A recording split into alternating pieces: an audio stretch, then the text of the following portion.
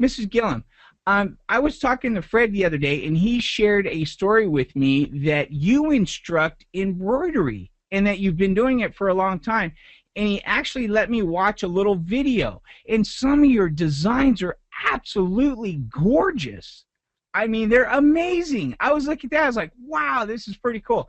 My mom has some of those real fancy machines in a whole sewing room, and so when I saw your work area, I instantly related because that's the area I'm not allowed to in my mom's house. Could you tell me a little bit of information about you and how you became an authority on embroidery and how you started teaching embroidery to other people? Yes, I can. I guess it started about 30 years ago when I bought my first machine, and um, everything grew from there, and it just became a passion. From the sewing machine side of things came the computer side of things too, and the software that goes with the machine. These days, ladies are spending $10,000 Australian and American dollars on top of the line embroidery machines, and they really need help with using those machines and getting the best out of them. Now, So you had mentioned that there was one type of embroidery machine in particular that you specialize in. I love Janome. And from what I understand, you used to work at Genome as a sales rep, or Yes, as a sales and education consultant for about 4 years. Um, we had also a couple of years ago a trip to America, to Florida, for the release of, at that time, the top of the line machine. wow, that's exciting. Okay, well, you know what? It sounds like you certainly have the experience and stuff. Can I ask you what the your students, because I obviously I saw your training materials, what is the biggest single mistake that you can think of that students make? The biggest frustration, I guess, seems to be everything is important when you're doing an embroidery, from the needle you use to the thread and how you hoop up the fabric and the backing. There's lots of things going on, but everything in its own right is important, and it's important to get that right. A lady could spend 2 hours doing a design and at the end have a really bad result, and that's really frustrating. So it's important to get it right from the start. I would assume that what we're talking about on that is the foundational setup. Absolutely. Yep, from hooping the fabric to threading the machine, if it's not done correctly, it ends up not being a good result. What is your number one secret insider tip? Ladies do not read instruction books. Neither do you guys. I know. So But it's I find most ladies love to be shown how to do something. Um, it's kind of, if show me how to do it and then I'll go away and do it. And I okay. found in Australia a lot of women that buy these machines, and also in America too, they're in quite remote areas where they don't have any backup and support. And because of that, Fred and I really tried to put something together online for people that can't get to a class but can get help. You have a course available that, from what I saw, has modules that walk you through from beginning to end. And it seems to be Absolutely. very well laid out because even I understood what was going on, knowing virtually nothing. It was right there. You did a great job. Thank you. Establish that setting up the machine from the very beginning the right way is probably the single most important aspect that you have to do. Is there is there something when it comes to obtaining patterns or programs, or what would be the next thing to pay attention to? Okay, absolutely. The next thing is the software. Now, most of these machines come with software that enables you to transfer designs. We have now, the latest model is wireless, and it actually comes with an iPad, so you can open a design on an iPad and then wirelessly send it across to the machine. And that's fine, but a lot of people need help with software. and how to use that software, and also how to set it up. It's not easy for everyone to be able to do that. In the training modules for the software setup, is that included in your course? There's software that comes with the machines, but there's also an add-on software which is called digitizing software.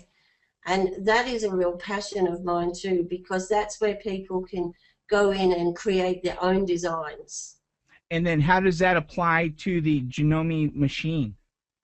Well, simply when you create your design in the software, you then send it to a USB stick and plug it into the machine. Oh, and wow. stitch it. It's brilliant. That sounds awesome. Do when you have everything going on with the software, with the foundational setup and the instructions, what kind of support would your program offer, or how can you help people that are in those remote destinations if they become involved in your program? Well, we offer an email, so people could email me directly with any problems they have. They could call if they wanted to, and we can talk them through what issues they're having.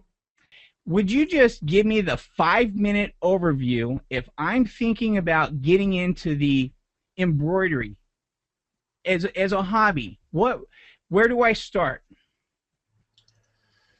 Oh, well, firstly, of course, you've got to buy a machine. And I'm going to recommend Janome because that's what I love and that's what I use. There's a variety of different embroidery machines, so I guess from a consumer's point of view, there's one for every budget. But one of the important things is with embroidery machines is the hoop size.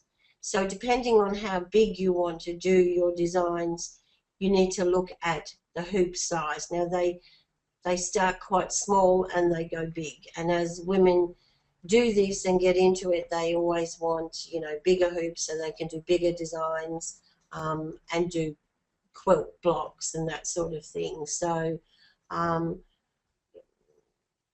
choose a machine obviously that suits your budget, and from my experience in the industry, you need to buy from someone who's going to support you, or find someone online who's going to support you, because it is a massive learning curve. There's a lot to do, there's a lot to learn, and you shouldn't beat yourself up if you can't do it all in the first 5 minutes. And that I think goes with everything. A couple things when you were mentioning the hoop size.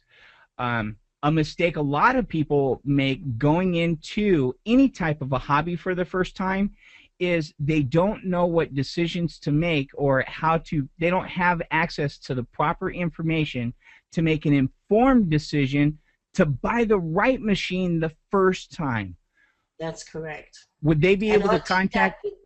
I did that with my first machine. I had it a week and I was lucky enough to be able to take it back and swap it for something else. So, yeah, that is a big factor.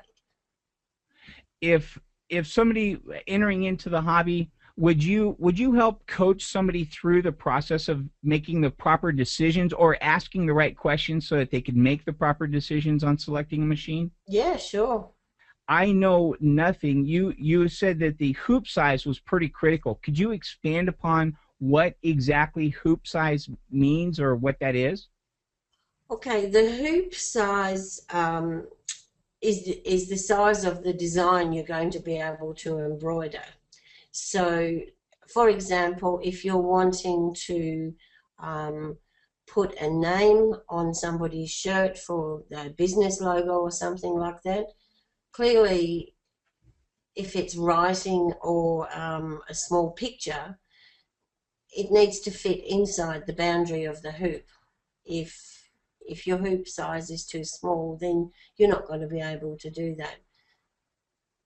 So that it sounds to me, and let me make sure I'm interpreting it right. it sounds to me like the hoop size, whatever controls the hoop size, controls the design size of what it is, of what the end product is that you're going to be able to offer either your customers or the designs that you want to make for around the house. Absolutely. And designs are generally sold based on hoop size. Oh, it sounds like a golden nugget.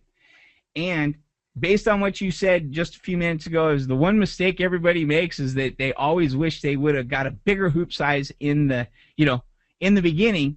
So, Yep. and you smile because I imagine it happens quite a bit. What hoop size? Oh, gotcha. What size do you recommend that somebody start off with as a general average, since they tend to pick one that's too small? 5 by 7 in inches is a standard size hoop. And then as you go up and buy more expensive machines, you get bigger hoops like 6 by 8, or where you can do bigger designs. You might want to do a big design on a jacket, for example. Well, it's going to look pretty wimpy in a 5 by 7 hoop on the back of someone's jacket. And that makes sense. And I can only imagine that the hoop size is probably directly proportional to the machine expense. Absolutely, yes. The bigger the hoop, the bigger the body of the machine needs to be. And the more it is. And that would make sense. And costs. Yeah. Like all toys, the more you want to play, the more it costs. Absolutely. Is it okay to buy used equipment? Is there anything that they need to watch out for if purchasing a used piece of equipment? The thing with buying used equipment is the software that comes with the machine sometimes, if it's too old, won't run on current computers.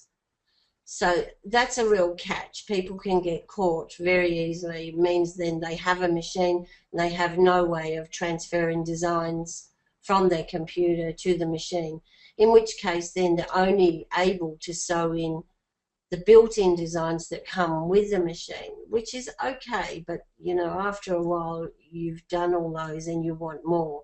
So to be very careful that software that comes with a used machine is compatible with your current computer software. I would imagine the only way to know that is you really have to get into it. You'll have to plug in the software and all that and just make sure that it actually works before you hand over money, just like anything else. Do your due diligence. Yeah. I mean, Janome have had embroidery machines for quite a long time.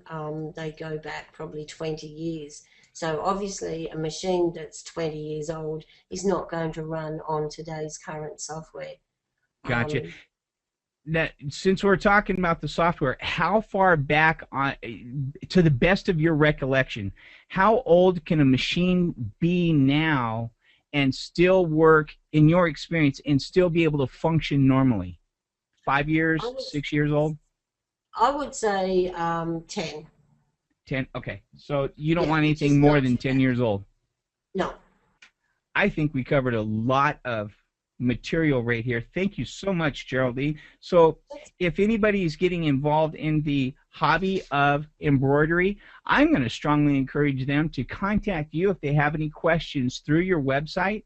I'll put the link below the video. Thank you so much. Oh, I forgot about the special gift. You're going to give a bonus video. In fact, one of your favorite trainings, so that people can watch and see how your classes are, and I think that's absolutely spectacular. I'll also make sure that I include that link below, and if anybody has any questions or anything, they can contact you through the website. I want to thank you for joining us today. Geraldine, oh, I messed up on your last name. Geraldine Gillen, and she is a embroidery expert. Thank you so much, Geraldine. Thank you, Wes.